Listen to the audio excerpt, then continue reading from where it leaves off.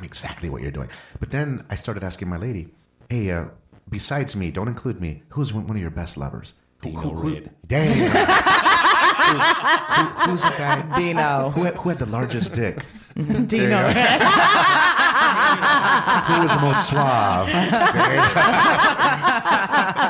And then that got me a little pissed off because she started naming the names, and these are guys right before me, and I knew the negative stories of these people. And now we're fantasizing about the positive aspect that she had with this positive stories that she had with these people. Oh, we had sex here. We would stop here. We'd go to the, in the freeway off ramp, in the interchange, whatever. How come we never did that? I just get a little pissed. Well, Fantasyland for us, but we were asking each other, what are the things you've done? About things we actually did with our exes and stuff. She was telling me legit stuff, and I started getting a little bit like, but then I found myself, I was getting pissed off, but also getting turned on. Like, I wanted to see that. And then so what you have to do is you train yourself, because we mentioned it earlier, in the lifestyle, we believe that people have to be a bit more evolved mentally, not necessarily spiritually, but a little bit more evolved mentally. If you take a look at how we evolve as humans, we're very sexual beings. Everyone knows that you're in that pool and you're putting your pussy near that water return. They know the water return's right there, and they know it feels real good. It's sending that water right to your crotch, okay? We're very sexual beings, and we just have to get in touch with it because it's been repressed for so long. And we had that challenge in the beginning, argued, did stuff with couples. Hey, why'd you do that? That was only a fantasy. Why would you suck in that guy's dick right away? Yeah. Well, I thought since we talked about it in fantasy that I was cool to do. I was like, no, that was our fantasy. Right. So we got to a point to where now the fantasies are just as bad as what we would do. So we're cool. Look, if you're in tune and you're secure, and you have to have trust in your life, you have to have a lot of love and stability. If you have those elements, then you can, and you're in the room and you watch your lady or your husband doing stuff, it should add to the freaky aspect. It should add to your own sex life, because you get back together and you have sex where you reunite. It's kind of like you reclaim your person. It's kind of like makeup sex. A lot of people, listeners out there will, oh man, that was some of the best sex. They can relate to that. We came back and it was the hottest steamy encounter. Well, that can happen almost every time you have an encounter. It's hot, man. Yeah. So the jealousy doesn't even come into play after a while. You'll have challenges at the beginning, but you have to be strong. So don't get into the lifestyle if you are on shaky grounds. Right. Yeah. If you argue about like who left the cereal box, simple things. Right. Yeah. Then this is not something that you should. It's be not doing. a fix to a relationship. It is never a fix. It's something that will add to your overall relationship. It never to supplement like, oh, it's failing, so let's go fuck other people. No, you can't do that. Yeah. That makes sense. I have that makes two questions, semi-related. First of all, the club aspect of it, is that expensive? It's actually way cheaper than going out to a regular club. It's cheaper. cheaper. Do you have to have a membership, or do you? How Like does that work? $60 a couple, right? Well, there is like a lot of the clubs will have like an annual membership, so it's like a small $50 fee for the whole year. They do that because it has to be legit. It has to be a true association. Yeah. So you pay a membership. It's not open to the public, right? So that's It's a private club. It's a private club. And you have to fill out some kind of profile and have like a conversation or some kind of vetting call with the owner. Well, Club Joy does that. And then so you just can't show up at the club and be like, I walk in. No walk-ins. Yeah, you have to have the membership. Do it ahead of time, and then you pay your annual fee, which is usually low, under $100. Yeah. And then you'll pay your nightly access fee, your Your entrance cover. fee. And that's for the couple's price. So, and there's people that get together. Hey, two single people, a guy and a girl, will get together and they'll sign up and get a profile as a couple, and then they can go to the club. And then once they're inside, sometimes you'll see these people, they separate. Or they'll do stuff and they're just there to have fun with other people. Right. And so, or they're just there to have a great time because you go to Hollywood and it's expensive. Parking and it's everything. It's an ordeal. You go to Club Joy in downtown, everything's cheap. It's a great time, and they're open until 5 a.m. And you bring Remember, it's a private club. Yeah, and you bring your own booze. Yeah, and so you don't have the drink expense. It's a really nice time, actually. And then my second question is, how do you identify people? Say you can't afford a club, there's no clubs in your town. Is there a way to find your people? And what's up with the rings? You look for the black ring. And I'm showing you the black ring on the right hand. Now look. Usually on the ring finger, the right hand. It has to be on the ring finger, because if you see a black ring in the middle finger, that's someone who's asexual or someone who's like celibate, right? Really? You don't want it in the middle. What? I didn't know that. There's groups out there, so you don't want to put it in the middle. Wait. I have a question. If you're asexual, why do you need a group? Yeah, right. I know. I'm curious. Like, why? What do you need a group for? No, for what? So you can have That's a somebody to good crochet point. together with. Right. and go to knit Starbucks and do together. nothing. Have a lot of friends to not fuck. Right, to do nothing with. Yeah, so That's just regular life. Yeah. So black ring on your right ring finger. yeah, at a glance Yeah. from across the room, you'll be able to tell, hey, Yeah. that's someone who is possibly sexually open. Let's go Yeah. say hello. And then if someone approaches us and we're wearing our rings, we don't wear them everywhere, but if we're down to meet someone, then we'll wear them. Hey, that's why they're on here today, right? Oh. That's funny because I actually my wedding ring is a black band. Oh, is I it? obviously Is wear it on my it? left hand. Shut up, Dave. Is it? Shut up. Now I'm wondering how y'all all know each other. You have a Okay. They just said, It's making They sense. just said they don't play with single dudes, so You are married. my wife is not shoe. That's what you tell. That's what he tells us. He's like, I wear a black cock ring. I got a black cock ring. Let me show them that. Right. Exactly. True point, Dino. True point. Yeah, but the black rings are one way to identify swingers, and then there are other like habits and kind of things you could set. Like, hey, is my neighbor a swinger? I'm not sure, but if your neighbor stops going to the street block parties, they stop doing stuff in the community, or they're always going to Cancun because there are several like freaky resorts Always in getting Cancun. away. Always getting Oh, away. yeah. Come back with no tan lines, no pictures, no pictures of their vacation. There's a lot of swinger Got on clubs a in trench Cancun. coat. Really? Yeah. Yeah.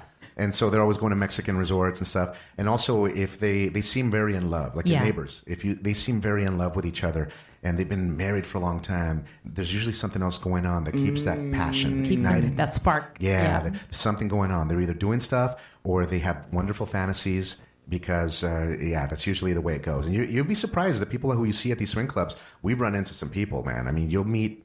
I mean, seriously, all across the board, people that you worked with, like school teachers, doctors, Oh, see, I was lawyers, gonna ask if attorneys. you've ever run into people from real life, and you have. We have. Yeah. Wow. We have. Yeah. We have. We enjoy cigars, and there's this one couple that we met at a meet and greet, and they said, "Hey, we know you from that cigar place in downtown." Yeah. We're like, "Yeah." They're like, "I always wondered why you always had a couple with you. We always do meet and greets at the cigar place." Yeah. I knew this about you because you guys were always with couples, and you were sitting all flirty, and then you'd sit like with the swapped girl. and stuff, right? Yeah. That's one of our techniques. We're like, hey, if you guys ever want to try cigars, we'll introduce you. We love cigars, so my lady, she's really good. Showing the cut, the ritual, lighting up, and all that.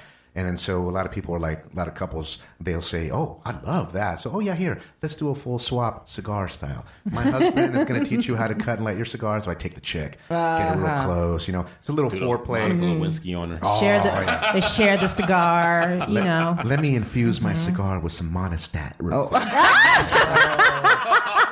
Oh my God. 7, 8, 9, and 10. Okay.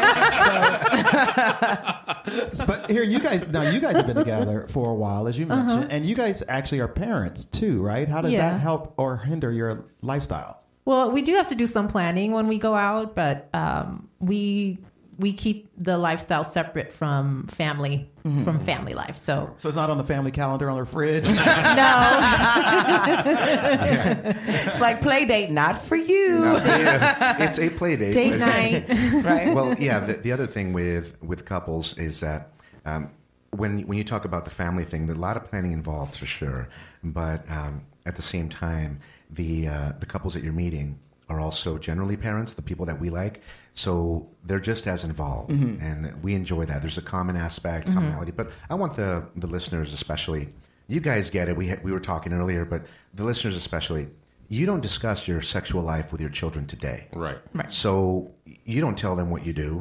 Maybe they walked in on you and stuff. That's fine. Oh, we were just playing car and garage, baby. I haven't heard that in forever. Right? We're just playing talk to her, right? But since you don't discuss your everyday sexual life with people, generally you're not going to discuss your other activities such as swinging with your loved ones either. You're part of the secret society, the naughty society. Yeah. It's a secret. Yeah. Yeah, you have to be initiated to find out all the juicy details. Oh, hey now. We initiate you, okay? You Yeah. you don't even know until you're being initiated. Yeah. Oh, damn. So this is You have to purify yourselves in the waters of Lake Lake Minnetonka. Minnetonka. We got to douse you with milk. Oh my God. So these are the kind of things that you guys talk about on your shows, and you guys offer helpful advice to people that are interested in the community and people that are in the community already, how they could be more successful in the community. Is that correct? Yeah. What's your top tip for like somebody that's already out there that's not like, wow, nobody wants to fuck us? And tell people where they can find your show while we're at it. Sure, you can do that first. Well, you can find our show on our website at priorysociety.com. Spell it. PRIORYSOCIT. No, sorry. She's like, PRO Society. I was a good speller in school. It's PrioritySociety.com. Hopefully, Dino put a link in the show notes. Right? All right? Yeah. I knew I was going to mess that up when you So said just it. click the link when you listen to the show. No, it's worse if you stutter too. You got to go over there to the. Yeah, cool. I'm sorry you missed that word. Vishnu, if you could spell Priority Society, you will win the spelling bee. Hey, and you know what, guys? We were concerned about that because we know the name. It's a mouthful, and you're like, hey, how do you spell that? Most people can't say it. People say priority. Mm-hmm. Right. Priority. And I thought it was the typo. I corrected Dino. He just looked at me like, "What are you talking about?" It's a priority. He was like, "What?" Yeah. So we actually ended up getting a domain called sexylifestylepodcast.com. Okay. And that points right to it, Yes. sexylifestylepodcast.com. That's where they can find us. And yes, we do get into some techniques. We like to keep it entertaining. We have fun. Like I said, we're usually drinking and having a good time in the studio. And so the top tip for someone that you ask, hey, how do I become more attractive to people? How do I get people to want to fuck me? Mm-hmm. Is you got to remember that people have a very low attention span and quick attention span. The best way to get more traction and become more attractive is you start becoming more congruent with yourself, but then use the best marketing tool out there, your Cassidy profile, your Tinder account, whatever it is you're using. You have to realize that when they look at that picture, you have to capture their imagination and their curiosity in a very quick moment, and then develop your profile. So talk about yourself, show them what the kinds of things that you like to do. Okay, you can't just say, hey, I love sex, I have a lot of stamina, and I'm looking for hot women or hot chicks or hot dudes. It has to be a little bit more than that because that's a given. Mm-hmm. Right. So a picture of you. For that. Yeah, absolutely. Yeah. So a nice picture of you doing some cool stuff. Maybe you like to go hike the stairs over there or Runyon Canyon, or so you're doing some backpacking, or maybe you're on a trip. Mm-hmm. Something that shows a little culture, something that shows, hey, I love to do this stuff. Maybe a picture of you in the studio. Hey, I love to do this stuff. I have, I'm involved in a podcast. I'm a dope ass podcast. Yeah. I heard you say even in one episode, like you at the shooting range, because you might attract somebody else that's interested in guns. That has stuff in common. Yeah. Or cigars. Exactly. You're trying to portray yourself and really try to put your personality. Try to let your personality come through on your profile and show things you're interested in outside of the lifestyle. And Be yourself. Yeah, because if I see somebody with a cigar pick, I'm like, damn, we got to meet them. Right. If anything, we'll just, we'll have a nice smoke and we'll have a sexy conversation. Right. So we'll make friends that way. Mm-hmm. And then they might have another sexy couple friend. Even if you don't hit it off with them, the thing is that like attracts other, people who are like-minded. So it's a small community, and before you know it, you go to the clubs, you're meeting people on meet and greets. You're not going to play with everyone. There's about a 10% success rate of the people that you meet that you end up fucking. Oh, wow. Oh, yeah. Because people are picky, you're picky as well, and then they may be, sometimes their politics comes out. And you know what? Another big no-no, do not share your politics with people, because you may have such a beautiful physical chemistry, and then you blurt something out about, so-and-so, and then all of a sudden, you're not sexy anymore. You're like, Yeah, your wiener goes limp. Yeah. you just did non-sexy talk, man. Yeah. You don't bring that up. Don't start talking to me about... Motherfucker voted for Trump. Right.